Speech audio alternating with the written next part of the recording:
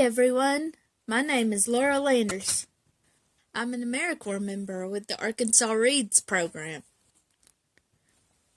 The Literacy Council where I volunteer is the Ozark Foothills Literacy Project, OFLP for short. I hope you will join me each week in reading and discussing a book, one chapter at a time. Feel free to discuss in the comments. All I ask is that we keep it friendly. Also, please click on the registration link in the description box below and fill out the form to become an official member of the YouTube Book Club. Heroes of America Illustrated Lives. Clara Barton and the American Red Cross by Eve Marco. Chapter illustrations by Pablo Marcos. Cover illustration by Jordi Torres. To start from Chapter 1, click the link in the description box below. Chapter 9. Angel of the Battlefield. Clara's intuition was right. It was a bad day. Wounded soldiers started arriving by late morning.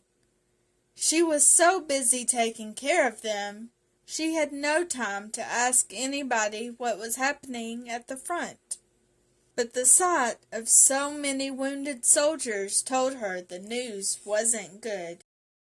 At 3 o'clock in the afternoon, the last train carrying wounded soldiers to Washington was about to leave. "Miss Barton," the doctor told her, "I think it would be good for you to go on this train too. I hear there'll be another battle this evening." Clara told him. "That means there will be more wounded soldiers who will need my help."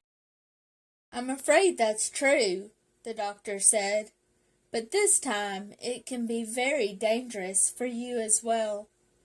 The truth is, Miss Barton, we had a bad day today. It looks as if tonight the Confederate soldiers will break through the front lines and overrun us. That'll put all of us in danger, including you. Our soldiers will have to retreat. It's best if you go on the train back to Washington right now." "I'm not leaving, Doctor," Clara told him with quiet determination. The doctor smiled tiredly at Clara, shaking his head with admiration. "I understand why our soldiers call you Angel of the Battlefield, Miss Barton. You're the best nurse I've ever known. No wonder they love you as much as they do." Quickly, Clara went to the big pots she'd prepared with soup and stew. She hadn't eaten or rested in 2 days, and she knew she would need all her strength for what was coming. But just as she dipped her bowl into the soup, a tremendous flash of lightning and a loud thunderbolt crashed across the skies. At that same moment, there was the sound of an explosion from far away, then another, and another. The battle had begun.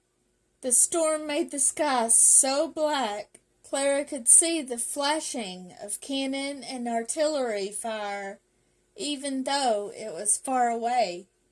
The rain came pouring down.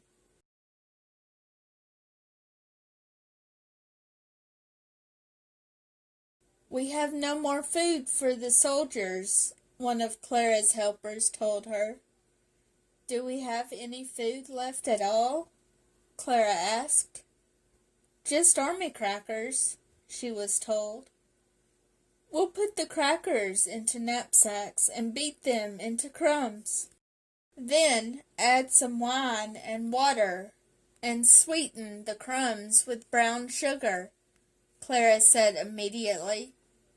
The wounded soldiers who lay in the cold rain under wet blankets, were grateful to receive this sweet mouthful from Clara as she made her way among them, never resting once. But the ground had turned into terrible mud. Clara slipped and fell countless times as she walked up and down the slopes among the wounded men. In the morning, Clara looked up and saw her soldiers, her beloved soldiers, walking toward her, looking at the ground.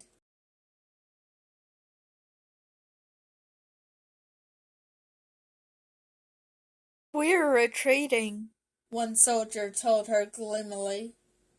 "We can't hold the lines. The Confederate soldiers will be here soon. You better come with us." "I'm not leaving until all the wounded are taken care of," Clara said. In her heart she was sick with sadness and disappointment. They had lost this battle. Everyone was tired and many were hurt. Was this war ever going to end? At 3 o'clock in the afternoon, an officer came galloping down on his horse toward her, bringing another horse with him. "Miss Barton, can you ride?" he asked quickly. "I can ride as well as I can walk," Clara told him. "In that case, take this horse," he said, pointing to the horse he'd brought with him. "The last train is leaving the station immediately. Enemy soldiers have broken over the hills and are coming this way. Take this horse and ride towards the station as fast as you can." Without waiting another minute, he offered his arm to Clara. Clara took one last look around.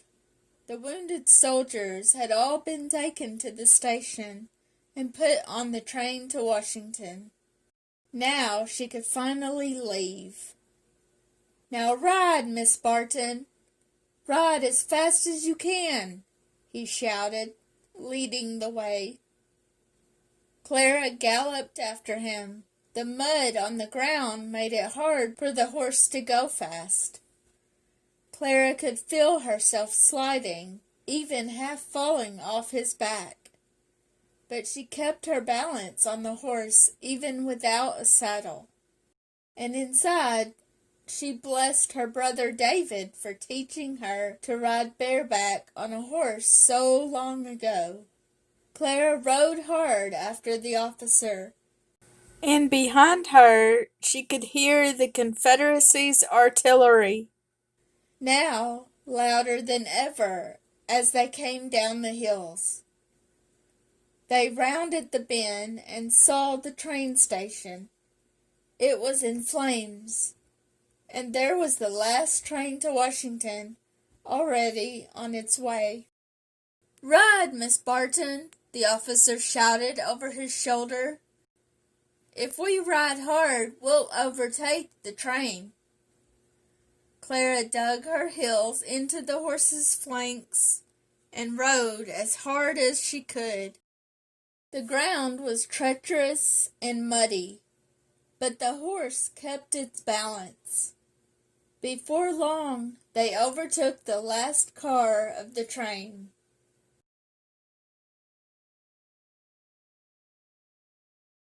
A conductor looked out of the window. When he recognized Clara Barton, he slowed down the train. But he couldn't stop completely. That was too dangerous. Clara and the officer rode alongside the moving train. Immediately, dozens of arms came out to grab her.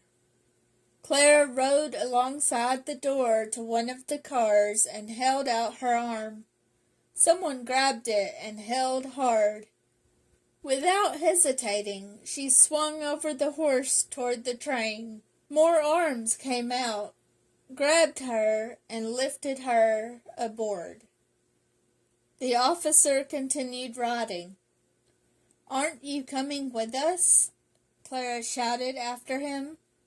"I go with the army," the officer yelled. "Good luck, Miss Barton." And he turned around and rode in the direction of the retreating Northern army.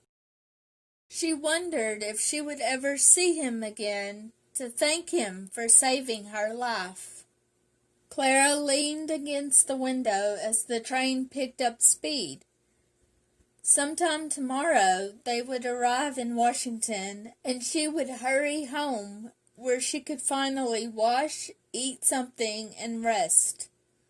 One day, she thought to herself, looking at the hills speeding by, the fighting will stop, and then I will rest for a long time. But until that day, I must work on and on. I must save the lives of our soldiers. I can't stop until they do.